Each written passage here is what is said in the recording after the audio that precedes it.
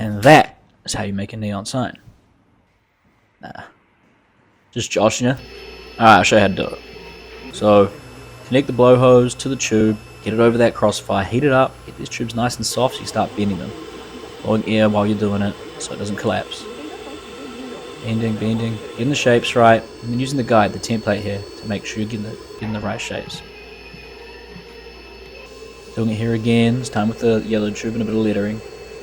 Make sure everything looks perfect and exactly as it should. Cutting the tubes to the right size, welding the tubes, adding electrodes. So electrode again. Without electrode, this thing's not going to light up. Look at that. Got mercury. That's mercury put in there. Mercury goes in neon signs. Crazy, right?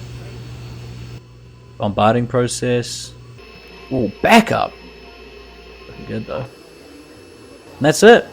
That's a wrap. Only took about a minute, right? Alright, it's time to get up on that wall. Bro Alonzo here helping me hook it up. Up on the wall it goes in the studio. Finishing touches. And then bang.